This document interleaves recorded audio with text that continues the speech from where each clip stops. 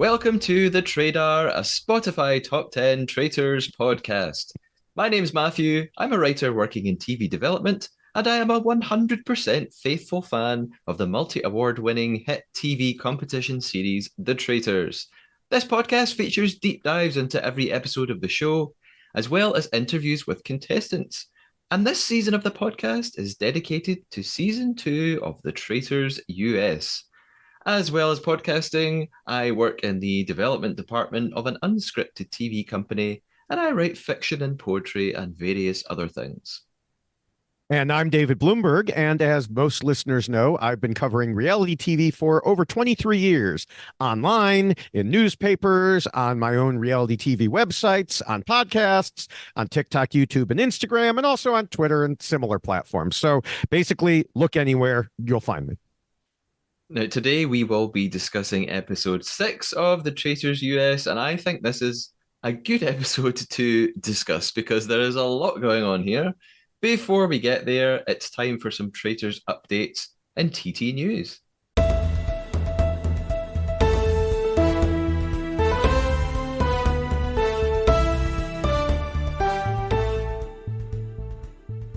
The Traitors has won its first award of the year, and I say first with deliberate emphasis.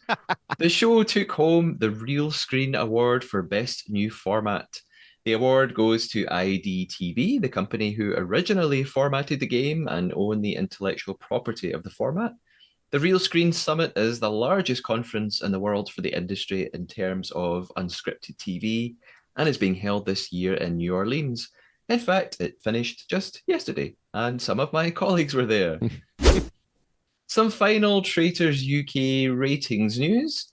The finale of the UK show peaked with 6.9 million viewers over here. That's more than 10% of our population, with an average of 5.5 million when it aired on Friday, the 26th of January on BBC One. That made it the most watched programme on TV for the week up to that point, and is being considered an enormous success by the TV press, especially when the season 1 finale reached 3.1 million, and even that was considered a huge hit. The first season in the UK then went on to win BAFTAs, National TV Awards, Royal Society of Television Awards, and several others. I'm pretty confident the show is going to repeat all of that and more later this year. And this isn't really news, David, but I just wanted to talk a little bit about, I know this is the US show, but I think it's interesting that here in the UK, like I just said, you know, in terms of viewing figures, the show is huge right now. It finished a week ago, but still it feels like Traitors mania right now. The contestants are still all over TV. They are on morning shows, radio, even the actual news is covering the Traitors, social media. I just sort of anecdotally, I was at a big festival at the weekend, which you can see on the podcast social media. I've talked a lot about. And there was a quiz event during the day on Saturday. And during it was just a generic sort of pop culture quiz. There was an entire round dedicated to the Traitors. And in one of the other rounds, which was a sort of picture round, you had to identify the celebrity from their hair. One of the answers was Claudia Winkleman. Another was Diane from Traitors UK. That's how much people are obsessed with it. You'd better have done well on the quiz event. Halfway through, my team was winning. By the end, we didn't win, but it's because I truly feel we were cheated. But even on the train home from England back to Scotland, I could hear people talking about the Traitors on the train. People were talking to each other saying, have you seen the end of the Traitors? I really had to bite my tongue not to leap over my seat and get involved in the conversation. I didn't, but it's really everywhere right now. So I'm hoping that this continues, and in the US, that's sort of it sounds from the sounds of it, David, it's like the sort of number one most streamed, unscripted format right now. Yeah, I mean, I'm a little unclear if it's the number one streamed unscripted on Peacock or anywhere, because the thing about the different streaming services is they don't willingly share their numbers usually. Yeah. So like Netflix isn't going to say this is how many viewers we got on the Trust so that Peacock can compare with them. Yeah. So I think it's just on Peacock, but Peacock. still, the numbers are indeed up. And with all the popularity, especially in the UK, and all the numbers being high and everything else, I'm surprised they aren't moving to a twice a year format for this. Yeah. Yeah, that's interesting. I hadn't actually even considered that. But is that the case for Survivor? Survivor is twice a year. Okay. Um, Which is why you're and always covering Survivor because it's yes, on yes, permanently. yes. Um, and I mean, it takes the summer off, but that's when US Big Brother is generally on. And sometimes there are international versions of Survivor, although right now Australian Survivor is airing and it's going to overlap with US Survivor, which annoys me greatly. But I bet. um, but yeah, I'm just surprised they're not doing more. But I also don't really understand how British TV works. Like it's the BBC, so it's government funded, so there's no commercials, I guess. Yeah. So does it matter if it's got a lot of viewers? I don't know. I truly don't know, It's how that all works. it's government funded, but it is also in the UK you do have to individuals have to pay to watch the BBC. So I Ah, pay a TV license. It's like a Netflix subscription and it's been around for decades. So you do pay, you are supposed to pay to watch BBC and use okay. iPlayer. Lots of people don't pay, but there are consequences for that, I guess. Yeah, so you do have to pay, and I guess they need viewing figures because people will just refuse to pay their license and stop Yeah. watching. So it's yes, it's publicly and government funded, but they still have an incentive to do well. So, Okay. Okay. but Sorry to the US. This is supposed to be the US podcast, and here yeah. we are going on a tangent about UK television. Hey, well, I'm from the UK, it's allowed. So, uh, I think it's time to set up our game of betrayal and deception. This is the Trade Our Traitor. David and I have a secret mission from here on in, and that is to tell a lie to one another. Our lie has to be a fabrication or a made up fact, big or small, about the traitors or about ourselves or anything else.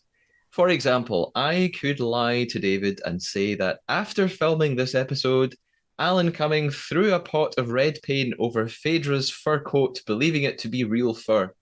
However, I couldn't lie and say I thought I could hold my own against Phaedra in an argument, when in actual fact, I really do not believe this to be true. That would be I believe I could. You can have it. Yeah. I'll step out. That would be a fake opinion if I claimed that. So we're looking for fake facts, not fake thoughts and feelings. David, before we go any further, actually, I have something to confess. I don't know if you spotted this online. And this is not my lie. I have not announced the beginning of the game. Mm. I have to confess that in our UK finale recap episode of the podcast, I made a big mistake when I lied about. Well, you thought I was lying about the music that was used in the finale. I said, "Oh, it's from the Hmm. film Interstellar. It's a Hans Zimmer piece." Yeah. Actually was wrong, and you guessed that was my lie. It kind of was an accidental lie because it wasn't from Interstellar. It was from Inception, which is the other Christopher Nolan film that starts with the letters IN, and it is the same composer, Hans Zimmer. So I just got a little bit mixed up there. My sister sent me a video of her listening to the music and showing me what it was, and someone on X left a little comment saying, "Matthew, I think you have got this piece of music wrong." So it was an accidental lie. So I'm sorry. So what you're saying is I get credit for the win last time. I'm Update saying the that I'm scoreboard. saying the game is null and void from last time. There's no No, result. no, no. It's like how the US figure skating team just got awarded the gold from the Olympics 2 years ago because because they determined that one of the Russians was using an illegal uh, drug. And it's like, you can never get back the feeling, but at least I have the gold. I'm not willing to concede that yet. So moving forward, are you ready to betray me with a deliberate lie, David? We'll see. Okay, I'll try my best to. And our game begins now. And it means it's time to talk about episode 6 of the Traitors US Season 2.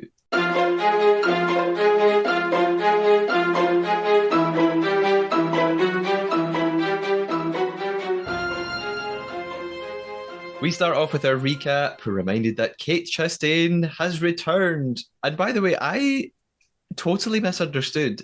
I'd seen little clips in the social media that she was the return of Kate Chastain. I thought she was just back for a one-off funny cameo. She's just here permanently now. Oh yeah, no, I had seen that she was going to be playing. There is a very famous US Big Brother player. Many, including me, would say the best to ever play, especially after what happened this episode, but we'll get to that. But he is going to make a cameo appearance later in the season. Okay. Probably in the episode where I won't be here to explain it to you. But no, I had seen that Kate was coming to play, which was why I was so annoyed. I see. I was a fool, but I'm secretly quite happy just for the comic relief she provides. And she's playing as a faithful, of course. We're reminded that Bergie and Trishelle found shields in the mission, but all of the players who could have won shields made an agreement not to reveal whether they found them. Peter plotted to reveal that he had a shield, which was a lie, and he wanted to reveal this to people he thought were traitors, including Parvati and Dan, to test them. I still don't fully understand this plan, but we'll get to that. And, well, I understand the plan, but I think it's a flawed plan. Janelle and Dan went at one another at the round table. Janelle was banished, called them all idiots, and Dan was determined to murder Bergie, but Phaedra and Parvati weren't so sure. Now, Yes. Maybe I just read the episode wrong. I thought we were left on a kind of cliffhanger about where the murder was going, but within 30 seconds of this episode, it's made utterly clear what's about to happen. Yeah, it was an interesting start because, I mean, I never felt it was a cliffhanger.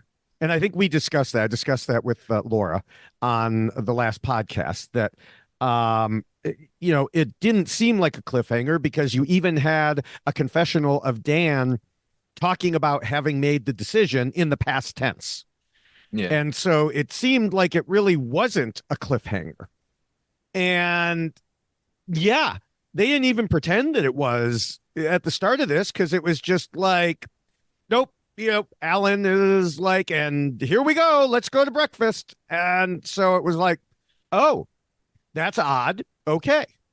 Yeah, it's a strange choice. Yeah, Alan Cummings' voiceover tells us there will be no murder. Here's what they tried to do. Mhm. Haha, Berg had a shield. Yeah, I was thrown a bit. I mean, it didn't really matter, but I just thought, why not show them discussing a couple of other options and then leave it up to, but hey. I mean, yeah, there was no cliffhanger. And then this week, to jump a little ahead, there's no cliffhanger. So well, it's really, isn't there? I don't know. I mean, we'll get to it, but I don't think there's a cliffhanger at all. I mean, it's pretty obvious what's probably going to happen, but I guess if you've never watched the show before, you may not know what Peter will do next. So at breakfast, again, Kate's here, and I'm still thinking, oh wow, she really is just here now in the game. Okay, I wonder how much did they pay her to make her come back into this again. We see a clip of Parvati saying, I'm really hoping that Bergie does not have a shield and let this murder come off without a hitch. Of course, as viewers, we know what's going to happen. Dan is also hoping that his huge gamble pays off. This whole decision just seems nuts to me. Why? Oh, it's terrible. It's 100% terrible. Yeah. Dan and I actually just posted a TikTok about this morning because, Dan says he knows it's a risk to have gone after Bergie, but to get a big reward, you need to take big risks. And my question is, what reward? There is no reward here. It is early in the game. Bergie was just one player. There were plenty of other possible targets who could have been taken out without any risk at all. And so to me, I felt like it was Dan uttering a meaningless cliche. Oh, to get the big reward, you got to take the big risks. but there has to be a reward there. There is no reward. It's not like Bergie is like the absolute super sleuth, and if he's gone, then everybody else will fall in line and follow Dan. Yeah. It's it, it's just dumb. It's dumb. That's the only word I can say. Dumb. And I expected much better out of Dan. Yeah, it's a common sort of question I kept asking myself throughout the episode. Why is Bergie such a threat? Unless there is, there is really intense editing out of something Bergie is saying that makes him this incredible player. I'm like, what am I missing here about Bergie? Why did he care about? So I just am so confused from beginning to end about why Dan was so willing to go after one of the people who might have had a shield. Yeah, it Yeah, was, I know Bergie said, I'm going to write down your name. Okay, fine. He was targeting you. You know what? So was Peter. So was everyone in Peter's group. yeah. It is, oh, yeah. It's just such a terrible, terrible decision. And, we discussed this at the end of last week's podcast, although you weren't here. So, um, you know, it was such a obvious trap that Peter set up. It was so obvious. Parvati's like, why would he talk to you about it, Dan? He doesn't even really like you. Yeah. And Dan just completely fell into it. I don't know. It reminds me of on House of Villains. There was a player whose name suddenly I forget, who just basically blew up his own game. Totally blew up his own game. And everybody's like, wow, that was a really stupid thing to do. Why would he do that? And then it came out he had made an extra commit. He had made a commitment to be on another show like that Yeah. week. And so it turned out, oh, that's why and he didn't even come back for the not the reunion, what's the word I'm looking for? Finale. The voting, the final kind of jury vote with the Yeah. players that Yeah. come back. Yeah. So it's like he had double booked himself somehow. But I mean, that's what this looked like. It was just so bad. Yeah, I mean, I sort of wondered if anything, so Dan wants to kill Bergie because Bergie's out to get him. And I thought, Dan, have you considered that this then makes you look even more like a traitor if you are successful? So I say keep Bergie around and double bluff everyone, and then No, use he that was, and say, hey, wouldn't if I was a traitor, wouldn't I have killed him? but he was trying to double bluff or triple bluff, as it were. He was overthinking this, I think. He was trying to make it seem like I'm no idiot. You know me. I am smart in these games. And there is no way, if I were a traitor, that I would murder Bergie because it's so obvious. So how can you believe that I'd be that stupid? Yeah, And he even said something to that effect at breakfast when, he said he set it up. He was like, well, obviously the traitors are going to murder someone who voted for me to make it look like it was me. yeah, he does. Yeah. Um, yeah, well, we're still at breakfast. We're still at breakfast. I thought we would filter out our feelings about Dan through it, but we've just gone right in. And I have Why to not? say, anybody who's listening, I am a fan of Dan, on Big Brother. And I'll have more to say about that. But don't, I know that there are some Dan haters out there. I am not one of them on Big Brother. Yeah, But this, I also have to call it like I see it. I am, one thing I hope that I am known for is my objectivity. And so, if someone I like makes a stupid move, I'm still going to call it a stupid move. yeah. And I don't think this will be the last stupid move of Dan's in this episode that No, we will it will discuss. not. You are correct. Phaedra arrives at breakfast then, and I've written a note here that I now don't know what it means because I've written David's tweet. So, David, you must have tweeted something about Oh, Phaedra. yes, I did.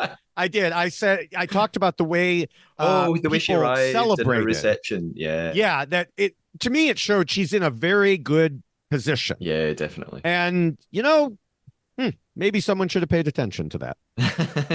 Yes. She uses the phrase "burgalicious," which Yes. really made me laugh, and which turns out to become quite important in the episode. Who knew? That's right. That's right. Peter arrives and he has his eyes very literally fixed on Parvati and Dan because he wants to, assess the reaction should, well, I was about to say, should Bergie walk in? Of course, Bergie's going to walk in because he had Right. the shield. He can't not walk in. Yeah. And Dan, you've mentioned this, David. He delivers what I felt were the most unsubtle lines ever. He says, "I think it's going to be someone who voted for me because they're trying to frame me." I thought, "Wow, Dan, you're a soothsayer. What insights!" Like, it just was too much. So eventually, it's a case of Bergie, Trishelle, and John being the third left, three people left to arrive. The door knocks. Here we go. Trishelle and John come in. No Bergie yet. Most of them are very shocked, of course, except the traitors and Trishelle and Peter because they knew that he had a Hmm. shield, so that he must be about to walk in. The door is then almost hammered down. I talk about this all the time. That door needs its own insurance, the way that it is treated in these shows. Well, I wonder if they have a microphone like on the door so it amplifies it even more. Yeah, or maybe it's all post production. They don't even bang that door. They're just making some noise for us I somehow. don't know because that door, I saw it shake when it got banged. I mean, that door was moving. Yeah. And it's Bergie who comes in, of course. Dan looks crestfallen. He is faking a smile, but you can see that he Yeah. realizes his plan has not worked. If I was Parvati or Phaedra, I would immediately at this point be thinking, okay, time to just turn on Dan. I think Yes. immediately I would turn on him now, spend the rest of the day talking about Hmm. him. Peter is on cloud nine because he's so happy his scheme worked. I was kind of disappointed they don't show us Bergie being delivered the news. They don't show him like receiving some sort of little moment where he gets the letter, but he goes, "Haha, I have the shield." Like we just don't see any But of that. does that happen? So, yeah, he even said, so this confused me too. He said, I got a death warrant, but I have the shield. Yeah, And everyone seemed so certain it was him, even though Trishelle had a shield too. So that was my question was, how do you know it was him and not Trishelle? Yes, he came in and said, I got a death warrant, but I had a shield. I mean, in the past, I am not aware of any other time when a shield has worked, yeah, when someone has said, I was the one who was targeted. Instead, it has always been like, well, it must have been this person who was targeted. yeah. And in fact, they've even used, I mean, on the Traitors UK, not to spoil anything, but there is one time when someone says, "Oh, I had a shield." And it goes from there, and there's no discussion of that. There's another time. Oh, when I know that there was at least one other time when a shield It got may hit on one be of the seasons. it may be Australia season two when Yeah. a traitor had a shield and pretended to use it. I'm not sure. Yeah, I think that could be it. So I guess that's a question. Do they get told it was, you were given a death warrant, but your shield protected you? I'm certain that that must be the case because of the way that Bergie spoke. Someone must tell them, "Hey, you were the murderer, intended victim." Hmm. Yeah, he comes in and he's so certain about it. Yeah, I'm surprised that televisually they don't show us that happening, and we just have to rely on hearing it from Bergie. So it's kind of Yeah. strange. Yeah, I do want to say, and I don't know that if you've gotten to it or not, but when he comes in, Dan has a confessional where he just looks at us and says, "What happened?" And so I want to say what happened. Exactly what Parvati said would happen.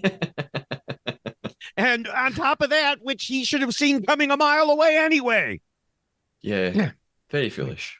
Yes. So Peter then takes the chance to speak to everyone, and he does this thing that I don't think is very wise. But man, as the episode goes on, maybe I'm proven wrong. He sort of has a little speech, and he said, "Right, listen up. Here was our plan." And he explains what he did. He says, "I planted Hmm. this fake lie," and I sort of didn't really understand why he was doing this, other than ego. So I sort of thought, if you're gonna tell everyone your plan, Peter, maybe wait until the round table. Because if you tell everybody now at breakfast, you're kind of giving the traitors time to figure out excuses they could make up or weasel their way out of it. So I just thought Peter didn't need to do that. I thought you could See, just I'm going to wait. disagree with you because I think too many people wait till the round table when they should be planting their seeds earlier. Okay. And so I do think Peter was, he was telling those who were not in on the plan. There were a lot more people in on the plan than it seemed. There were, well, I think there were a total of 7 people because there were the 6 in, who were, on the in the outside group who agreed not to tell anyone. And then they told John too, because John is just so obviously a faithful. And but he still had to tell the rest of the people. And I think it's good to get them thinking this way because there really was no other excuse. I mean, the only thing Dan Parvati or CT could say was, well, after you told me, I told this other person. So it was smart of him to hit them immediately, which I believe he did, if I'm not misremembering. So this isn't a lie. He asked immediately, "Did you tell anyone?" So he didn't give them a chance to come up with that story Yeah, I guess. Yeah, that's that they true. could have said, "Oh, well, I actually told Sandra." Um, Yeah. or I told Phaedra, or something like that. So I thought it was good to do this. There's still something about this whole plan I don't really understand, though, and maybe you can tell me why I'm wrong. I still don't think it proves that one of the 3 people he told must be a traitor. Like it could still be anybody else that just happened to pick Bergie. I agree with you. It could have been someone else in the inside the house group Yeah, who just decided to to take a take a shot, chance. Yeah, and it was a 1 in 6. Well, I mean, they probably would have blamed those 2 if it were Trishelle too. So I guess it was a 1 in 3 chance that they would guess wrong and get the person with the shield. But is there ever any absolute proof in the Traitors? They're always going on things like, oh, they slipped up and accidentally said traitor instead of faithful, or they said we instead of you, or they said, anything at all can turn into something. This is as close to hard evidence as you are ever going to get on the Traitors, I feel like. I guess so. Yeah, it is. Yeah, I understand that. I just was annoyed every time Peter was sort of adamant that I have solved the case. There is no other possible explanation. I thought, well, there are other possible explanations, but Yeah, but he's not going to bring those up. He's like a prosecuting attorney. yeah, And this was something when I worked. I am not a lawyer, but I did a lot of testimony and I worked with a lot of lawyers, and so occasionally someone would say in a rulemaking procedure, which is it's there's us proposing something and other people fighting against it, and so occasionally one of my employees or one of the lower level attorneys would say, well, but we should also point out this thing. And I'd say, no, that's their job to point it out. We point out, I mean, we're not going to lie, but if there's a slight flaw in anything we say, we don't have to point that out. They yeah, can figure it out. We don't have to make their case for them. It's the same thing with, prosecution and defense. And I think that's what Peter was doing here. He's making his case. If Dan or Parvati had wanted to say, well, that doesn't actually prove anything because anyone could have done that, well, then they should have said it. And maybe they did. And it got cut because it didn't mean anything and nobody bought it anyway. But I think, Peter was absolutely right to make his case as forcefully as he could. yeah, and it ties into a thought I have about Peter in the series in general, but I'll probably come back to that at the round table. Okay. Uh, Parvati is, of course, now furious with Dan, Yeah. and she says that she wants to wield her power. She's no longer wearing a hairband. What? What? Oh my God, she must be Ditch that. mad. Uh, Peter says that he won't actually at this point. So I guess I'm sort of it's sort of contradicting what you said a minute ago. Hmm. He says that he won't name who he told about the shield just yet. Um, so it must be a little bit later that he names them. So yeah, he I says I thought it won't say who I told. Huh. Okay. But Yeah, I don't. at some point, he then does bring it up, Yeah. but Yeah. not just yet. Parvati, CT, and Dan. Oh, it's because they volunteer. That's what it is. He says, I Oh. won't name who it is. Okay. And they Yeah. just say, oh, Yeah. well, you told me. Yeah. And Dan, again, in the most unsubtle way, just goes, you told me, but I'm not a traitor. Yeah. Okay, Dan. And Oh well, you've convinced us. Okay, yeah. we're good. Yeah. Phaedra then cleverly gets in. I think she goes, well, you didn't tell me. And I just thought that Yeah. was so funny that she wanted to get that out there. Alan arrives, does his usual shtick, and Hmm. mentions something to do with strength and balance. So he's giving them their little clue for the mission.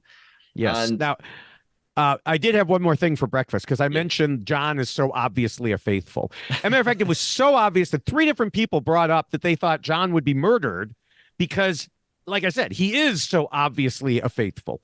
And at first, it seems like a good point. And I saw some discussion of this on Twitter. But I take a contrary point about that. I would not murder John if I were one of the traitors because he's useless in terms of actually finding the traitors. I mean, he can read stuff off really well, as we see later, but he is no threat whatsoever, except as a pure number. He won't get banished ever. Okay, but he can be a useful idiot to bring to the end if one of the traitors can get them in his pocket. So, in their pocket. So, I mean, they have to accomplish that. They have to turn him into, I was going to say a name, but I don't want to spoil anything. So, for other series, but most series have, I know exactly who you're thinking of. yes, most series have situations where a traitor gets a faithful into their pocket. They believe them 100%. Now, sometimes the faithful is faking it and turns on the traitor at the end, or they realize it. Other times, no, they were completely convinced. So if someone can get John on their side like that, then you absolutely want to keep him. Yeah. Oh, I've said this before on an episode. Actually, the turnaround of John is so fascinating to me because in episode one, I think one or two, I'm sure it was one, he did get votes, but he Mm-hmm. almost, maybe not almost went, but he had two or three votes. So it's so funny now of his inhaler and his asthma. Oh, right. But I That's guess right. that's week one when no one really knows anyone and they sort of maybe pick up on quite trivial things. But now he's seen quite differently in the house. Although from what I've heard, from British people, he could accurately be labeled a traitor for many people. So Yes, not particularly popular yeah. amongst lots of people over here. So we see some discussions around the house after breakfast, and again at the very end of breakfast, we just see Dan reiterating how shocked he is and that Hmm. he really underestimated Peter because he thought of Peter as just some guy on The Bachelor, didn't realize he was actually quite smart and would think tactically. Well, the thing is also, I mean, and not to downplay what Peter did because he accomplished it, but I think it was more Dan being dumb. Yeah, It was an obvious ploy. It was an obvious trap, except Dan fell right into it, in part because he thought this is so obvious, there's no way it's a trap because Peter wouldn't do that. yeah, But yeah, yeah. I mean, like I said, good for Peter for doing this and everything, but I don't think that suddenly elevates him to like an IQ of 180 or something. I mean, he's a pilot. I never saw him on The Bachelor. I heard he has a thing for windmills. But beyond that, I really don't know him. But come on, Dan. Don't. Dan needs to criticize himself more than he needs to elevate Peter. yeah. Um, Now I don't know exactly when some of these about because we're talking about Dan. He also said in one of his confessionals, "The time for being passive is over." And I'm like, no, the time for being super passive was over the first time someone said you were being too passive, which was days ago. How long? I mean, we talked about it literally in episode one, two, and three, obviously, but it, people have been saying this for a while, and he's just been like, "Oh yeah, I know, I will," and then he never changed. And now he's like, "The time is over." Yeah, It's a little late, dude. as I have similar thoughts throughout the episode about Yeah. his behavior. Peter, to me, seems to be kind of on an ego trip. He's talking to Yes. everyone in the house about how amazing what he did was. Again, my note here is, I guess, what you just said. I still don't think his plan was as great as he thinks. I think he just got lucky with Dan making a stupid decision by Yeah. picking one person out of a possible like 14 or 15 that he could have picked. But hey, uh, and then I'm going to skip all my notes of me just questioning his plan, and we've already talked about it. Okay. Peter asks Phaedra if she'd heard his fake rumor. She completely denies this. Of course she does. Parvati and Peter have a talk in the kitchen with Dan seemingly eavesdropping, although I think that was maybe just some crafty editing and he wasn't Yeah, really. me too. Parvati asks Peter how she can know that he isn't a traitor. She's saying, "Well, this is a very clever plan of you. Maybe you're the traitor, and you're creating this very intricate facade."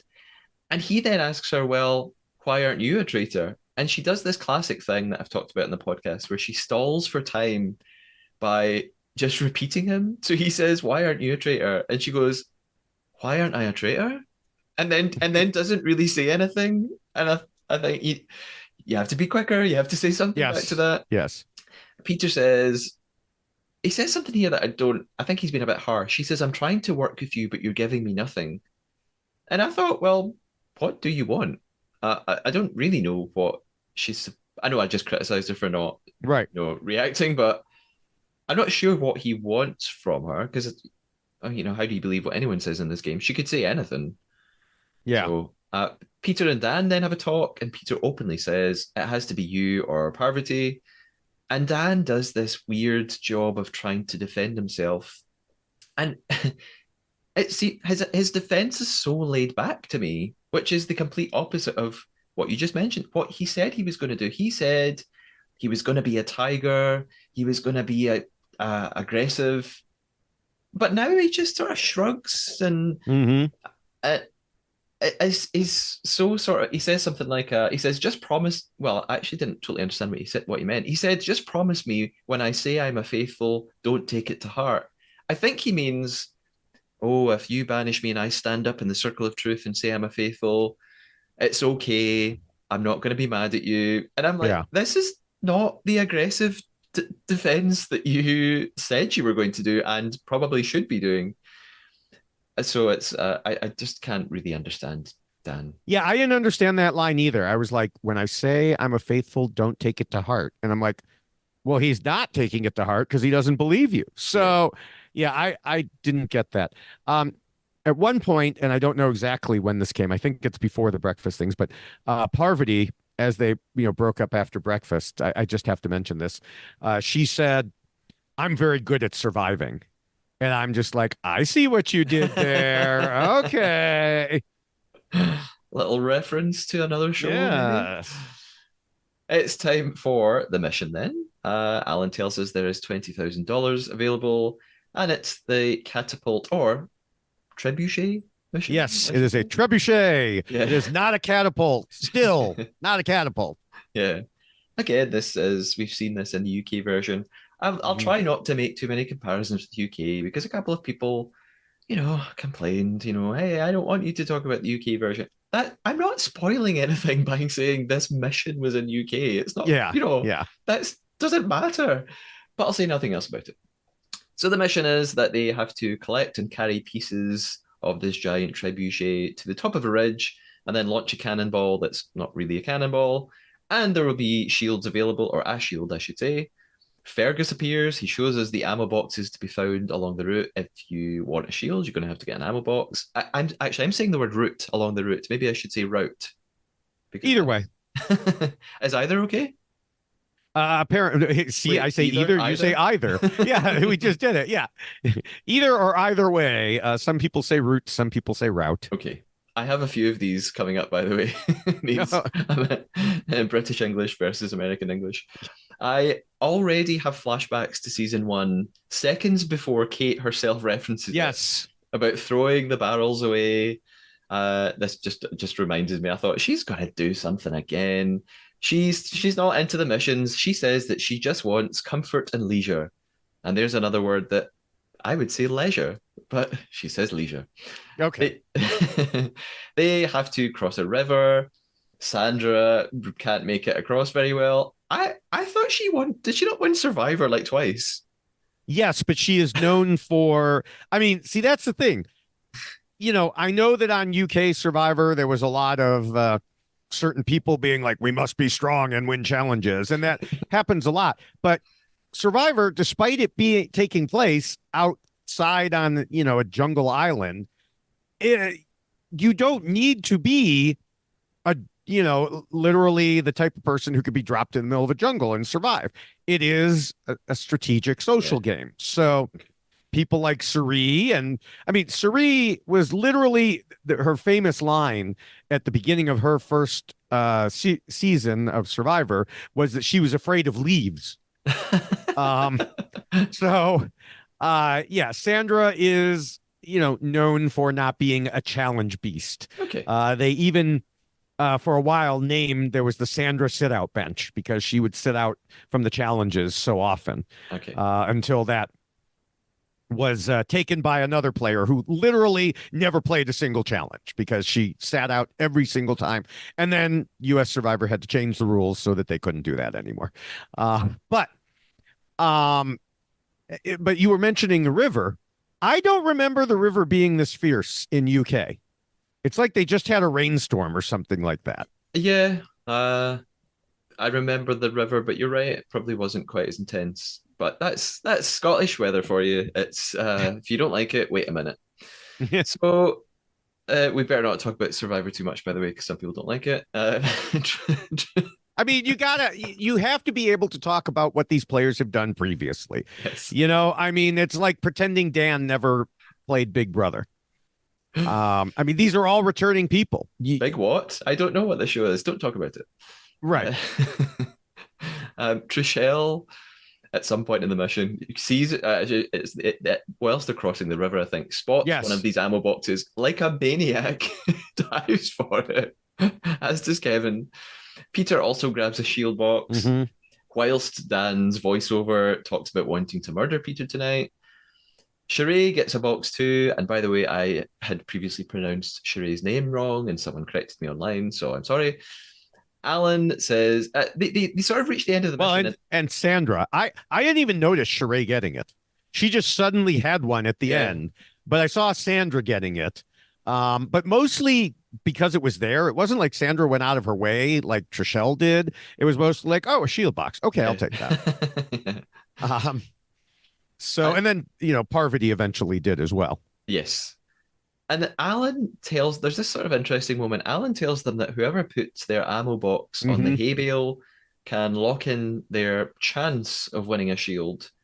Trishelle launches into action like a gazelle, which I thought she'd misheard.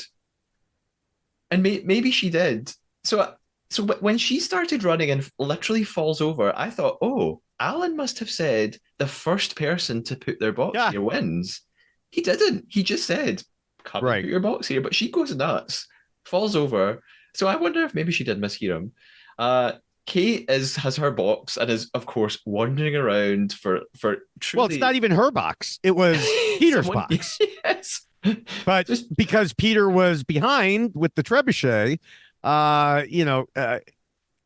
then Kate was, other people were like, Kate, put it on. Kate, put it on. And I have to say, I am surprised she didn't. She, for the first time ever, Kate did not choose chaos. I mean, she toyed with it. For comedic effect, wandered around, and she eventually says, "Oh, fighting for a shield just feels so desperate." And, she does. She doesn't put it down. I mean, I think she just wants airtime on one hand, and that's fine. That's why I am opposed to her. Yes.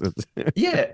On the other hand, though, I also think she genuinely doesn't care if she leaves because she has come for a paycheck. She Right. Unless the paycheck is dependent on how long you last, and that if you make it to episode Hmm. 10, we'll double it.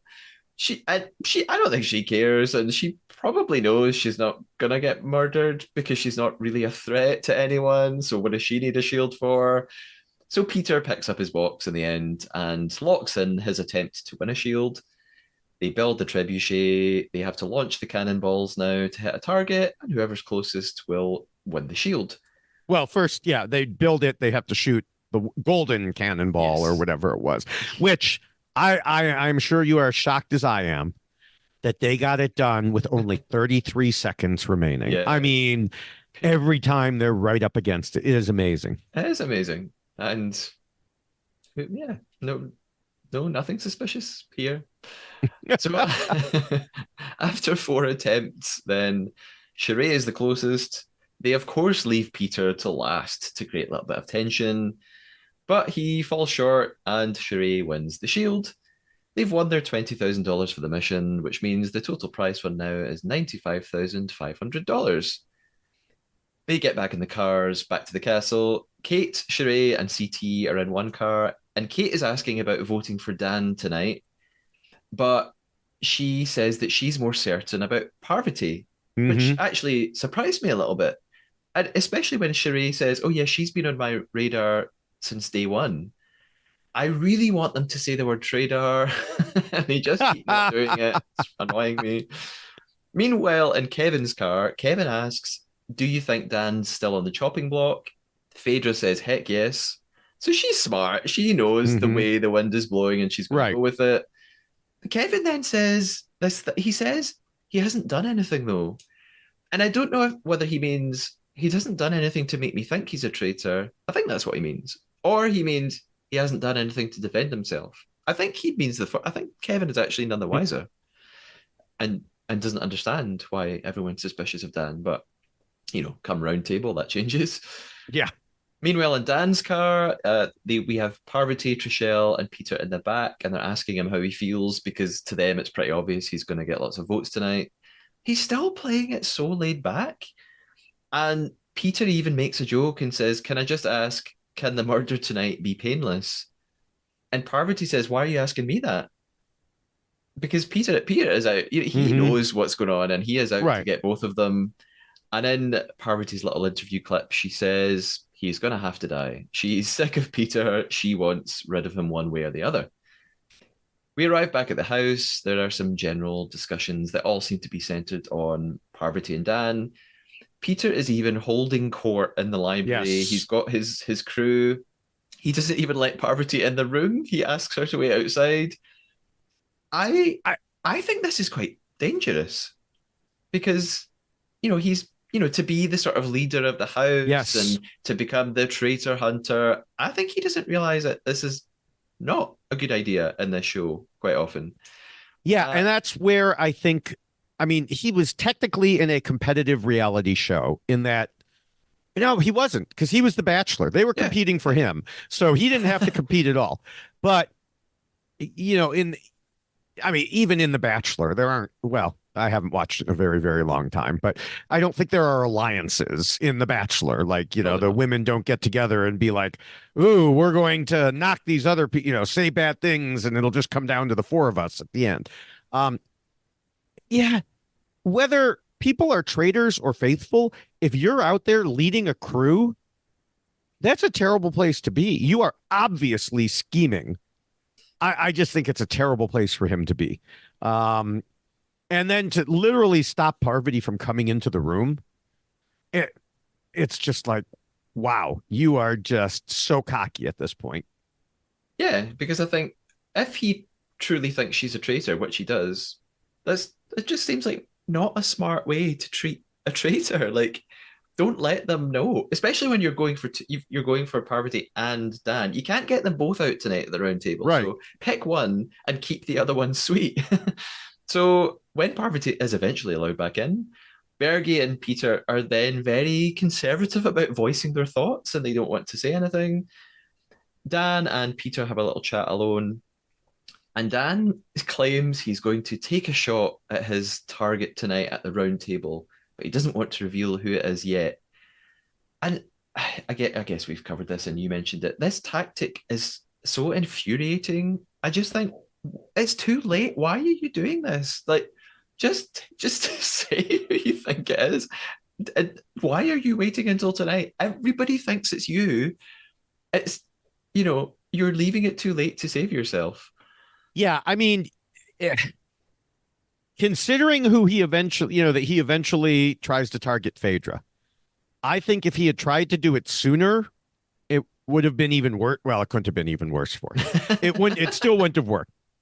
I think he made the wrong decision in who to target, Yeah. which we'll talk about later. And if he had made the right decision, then mentioning it earlier would have been a better thing to do. But yeah, another one of his litany of mistakes this time. Yeah. And in fact, we cut to an interview clip of him saying he's going after a fellow traitor. So I thought he meant Parvati. Me too. I absolutely was certain because that would have been the smart move. Yeah. The note that I've made for myself here is just clearly Parv. so, Right. So I was shocked. My note says, which I presumed would be Parvati. Yeah. Yes. He is then talking to Trishelle in the kitchen, and he says this sentence to her. He says, "I know who one traitor is." And I thought this is so suspicious sounding. Why are you saying this? And I know they do this all the time. They talk with such confidence. I just thought it was too much. And he has another chat with CT as well, which is quite similar. It's time for the round table then, pretty much at this point. Alan does his spiel, and then Dan begins and says, "All right, I'll say it. Here we go. Since day one, I've been watching one person, and it's time for that to come out." And we cut to a series of utterly shocked faces around the table. I don't think they're shocked because they're anticipating who he'll name. Right. I think they're shocked that he has now adopted an entirely new persona. I think they're like, "What are you doing? This is the most you have spoken. Why are you behaving this way?" He then says, "Let's play a little game of one question for everyone." And he wants them to raise their hand if their name has been written at least once at the round table. And I just immediately thought, this is so patronizing. If I was there, I would be rolling my eyes. I'd be like, I'm not doing this. I'm not raising my hand for you. Shut up. You're not Alan. Alan asks us to do things like this. You're not the host. And he then says, "Well, now, put your hands down," or whatever. And he's looking to the quiet people who have never received a vote and they are just sort of lurking in the background. And he says, "Next, I want to look at the strange voting habits of everybody." He runs through Sandra, Sheree, Bergie, and he picks out sort of people they voted for along the way, but then explains it away himself. And he says, "Well, Sandra, I can see why you voted for this person. You explained it. Sheree, you had a funny vote, but I get it." And he says, "Bergie, you just go with the crowd, so that's okay." It was really strange. And he says, "This leaves Parvati and Phaedra."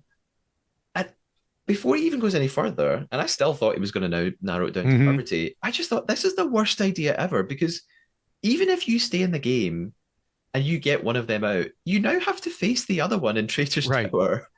So you'll have zero trust between you. Why are you doing this? He says Parvati voted for Kevin and he thought that was very strange. I don't think that was strange, because when she did that, several people voted for Kevin. And they all said it was because he was an actor and they thought he would be really good. Right. Later. And he says, "But hey, Parvati, you explained yourself, so I can forgive that." So that leaves one person, Phaedra. Phaedra, you had a vote that hasn't been explained. And he says that she voted out Ekin Su and no one ever questioned it. And the next day, Ekin Su was murdered. And he says that her reactions at breakfast are really weird. So before the breakfast reaction, the way he did this, he cherry picked votes. He had already concluded that he would go after Phaedra, so he was searching for reasons. Yeah. So he lists off all the 5 people who had voted outside the norm, in his opinion, and then discounted the four he didn't want to talk about. He could have just as easily discounted hers. There was really nothing different about hers than anyone else's, Yeah. but he wanted to target her, so he left it in there. And then you mentioned the weird breakfast reactions. I thought he was going to talk about her concentrating on food like we saw this week and last, like last week when she was searching for a boiled egg while everyone else was upset about the murder victim. And even this week, she said something. I don't know if she was like cutting bacon or cutting, I don't know what she was doing. But it was something else where she was concentrating on the food. Yeah. And no, he doesn't even mention that stuff. It's that she's over the top and she will never get her name brought up because everyone likes her, which is the most suspect thing. And Kate fires back. And it pains me to say this, but I agree with her. Because as he says, Phaedra's reactions were a little bit extra. Kate yells, "Have you seen her?" Yes. I couldn't stop laughing. It was just comedy gold. And Phaedra Yes. even says, "I'm very extra, baby. I do too Yeah. much because you do too little." Just brilliant. She should be like a comedy writer. Uh, yeah, it's just nuts. And Phaedra says, not having your name ever written down doesn't mean you're a traitor. Lots of people have never had their name written down. She explains the Ekin-Su vote anyway. She's like, well, no, I had a good reason for that. It's because Ekin-Su changed her story about Janelle. I think this was to do with the Right. graveyard mission where they were kind of Right. It fighting over was. something. Yeah. And Phaedra just continues to be totally bemused and puzzled. She then brings up, Phaedra then brings up the obvious that, the whole Bergie shield thing. Mm-hmm. Dan, you thought Bergie didn't have a shield, and Bergie then had a murder attempt on him. Isn't that a strange coincidence? And Peter talks about it too. He says, I told Dan, Parvati, and CT that I had the shield. That means one of you has to be the traitor, that's for sure. And I'm at this point saying, no, it doesn't mean that at all. But hey, we've talked about that. Mm-hmm. Parvati brings up Peter's clique. She says, if you're not in his little clique, you're going to get murdered or banished. And one of the things that she's been questioned about is that she's been very close to Dan and been very trusting Mm-hmm. of him. So now she tries to explain that and says, well, she doesn't get very far because Peter interrupts, and she gets mad at that, and she's like, hey, don't have a go at me because I'm defending myself. Just because you defend yourself doesn't mean you're a traitor. We've Mm-hmm. seen this at every round table so far. People get very vocal about defending themselves. We banish them. They end up being a faithful.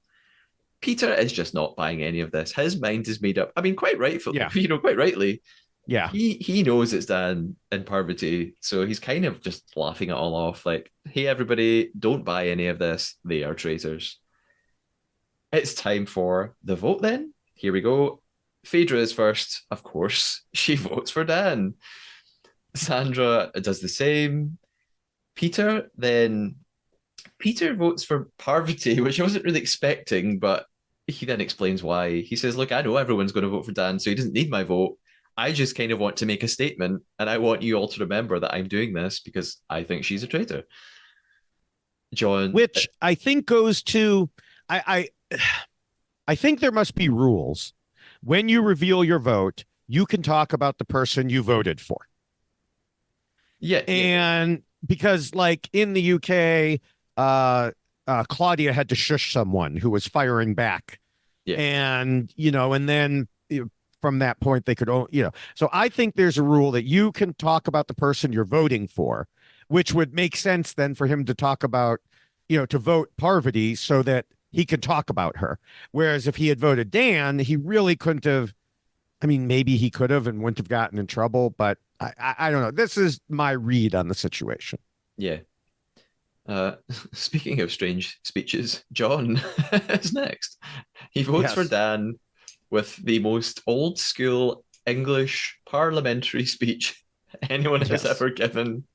It's so ridiculously over the top. Uh, Parvati votes for Dan, followed by Kevin and Trishelle, who do the same. It's Dan's turn. He continues to vote for Phaedra. So at this point, we have 6 votes for Dan, one for Parvati, and one for Phaedra, which is quite interesting because that is all three traitors. Yes. And then it's a landslide from here on in. Hmm. CT, Sheree, Bergie, Kate, MJ, they all vote for Dan. Fade, we see lots of interview clips of Phaedra. She is in full cartoon character self parody mode. Just It's great. She's giving lines that she wants to be used in the trailer for the season. She knows what she's doing. I guess that's a sort of no, she's not housewives an thing. actress. She made it very clear she is not an actress. Of course, of Yeah. course, it's all Yes. completely genuine. Um, Dan says, it's time for Dan to come up and give his speech. He says that no one ever wrote his name down in Big Brother, so I guess this Correct. is a thing. He never got Hmm. nominated. And then reveals, of course, he is a traitor. Off he goes, tells them to have fun on his way out. There's a big reaction. It's their first traitor, lots Hmm. of celebrations, they're cheersing one another. And we see Dan in his clip admitting he made a huge mistake by coming after Phaedra. So at So, least he realizes it. well, okay. So, a couple things. One, I just want to mention you mentioned nominated. Remember, in the U.S. Big Brother, they get voted out Oh, yeah, by yeah. by their fellow house guests. So I don't remember if he was ever. Well, he definitely was nominated because that Ah, was the whole okay, point of okay. Dan's funeral, which I sent you that clip of. Um, and so, but he didn't get votes to actually Okay, okay. go. Um, so even that, was he nominated or was he going to get backdoored? I don't remember the details on that. But anyway, my point is there's a difference between nomination and getting votes. Yeah. Um, It's because of UK Big Brother works right, differently, so right. that's in my mind. Yeah. Yeah. And so here's the thing. I'm going to launch into a little speech myself here because Dan kept saying and continues saying, maybe I should have known better than to go against such an eloquent lawyer. And then he says, he talks about that and she shredded him and all these other things. That's not the problem. The problem was he chose the wrong target. Yeah. I mean, yes, did Phaedra also come back at him? Absolutely. But I don't know. He might have been able to go after John and it wouldn't have mattered. He either needed to target a faithful or just go all in against Parvati because she already had so much suspicion on her. Yeah. Now, I know he wanted to go against the traitor. Someone even, Trishelle pegs it later, but he wanted to feed them a traitor. So I guess that's why he chose, he narrowed his choices to two. But I've said before that unlike in the vast majority of survivor tribal councils or Big Brother votes, US Big Brother votes, you actually can change people's mind at a traitors roundtable. But you have to do it the right way. And Dan did not do it the right way.